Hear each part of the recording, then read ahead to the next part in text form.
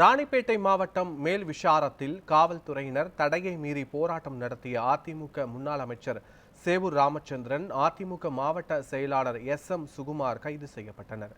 வலுக்கட்டாயமாக கைது செய்து பேருந்தில் அழைத்து செல்லப்பட்ட போது மேல் விஷாரம் அரசு ஆரம்ப சுகாதார நிலையம் அருகே திடீரென பேருந்தில் இருந்து இறங்கிய அதிமுக மாவட்ட செயலாளர் எஸ்.எம். சுகுமார் ஆரம்ப சுகாதார நிலையம் எதிரே அதிமுக நிர்வாகிகளுடன் ஆர்ப்பாட்டத்தில் ஈடுபட்டார்.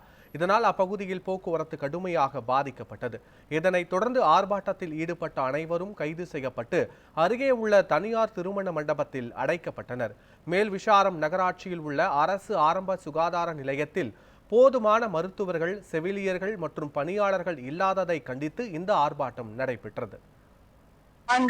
கடந்த 4 நாளுக்கு முன்னாடியே நாங்கள் போராட்டத்திற்கு அனுமதி கேட்டோம். எந்த விதமான பதிலும் இல்லை. அதற்கு அப்பால் எங்களுடைய நகர செயலாளரும் அவருடைய துணை செயலாளரும் டிஎஸ்பி பார்த்தார்கள் மற்றும் எஸ்பியை பார்த்தார்கள். ஆனால் அவர்கள் என்ன சொன்னார்கள்? இரவு 10 மணிக்கு நீங்கள் தேவை என்றால் ஆற்காடுவை நடத்தி கொள்ளுங்கள். விஷாரம் தொகுதி எங்க இருக்கிறது? ராணிப்பேட்டை தொகுதி. ஆற்காடு எங்க இருக்கிறது? அது தனி தொகுதி. ஆற்காடு தொகுதி வேற தொகுதி.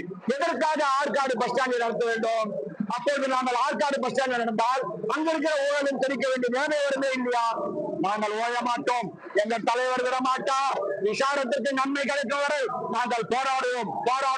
ஓட்டு வாங்குவது விசாரத்திலே, செய்வதெல்லாம் ராணிப்பேட்டை சந்தையிலே. ஏன் இந்த ஊரில் இருக்க பிள்ளைகள் படிக்க கூடாதா? ஏன் இந்த ஊரிலே ஒரு லைப்ரரி தொடங்க கூடாதா? இந்த ஊரிலே ஒரு படிப்பகம் தொடங்க கூடாதா? இந்த ஊருக்கு ஒரு நன்மை செய்யக்கூடாதா?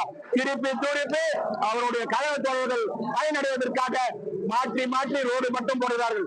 ஏன் இந்த ஊரிலே ஒரு சுத்திகரிப்பு நிலையம் இருக்கிற தோல் சாப்பிலே அவர்கள் இங்கு கழிவு நீரிலே இங்க இருக்கிற வீட்டில் உள்ள எல்லாரும் என்ன செய்கிறார்கள்? செப்டிக் டேங்க் இல்லாமல் திறந்து விடுகிறார்கள். அவர்களுக்கு வியாதி வருகிறது. ஏன் ஆர்ஓ பிளான்ட் ஒன்று ஏற்படுத்தி இங்க இருக்கிற செப்டிக் எல்லாம் அதில் கலெக்ட் செய்து இங்க இருக்கிற அந்த தோல் ஷாப்பினுடைய சுத்திகரிப்பு நிலையத்துக்கு அனுப்பினால் அவர்கள் இலவசமா செய்ய காத்துக் கொண்டிருக்கிறார்கள். இந்த ஊருக்கு எவ்வளவோ நன்மைகள் செய்ய பெரிய சாம்பாவெல்லாம் இருக்கிறார்கள். அவர்களை பயன்படுத்தி நன்மை செய்யலாம். எந்த விதமான நன்மையும் கிடையாது.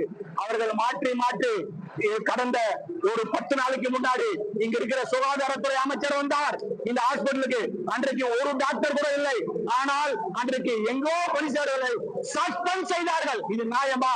நிச்சயம் எங்களுடைய ஐயா எடப்பாடியார் ஆட்சிக்கு வருவார்.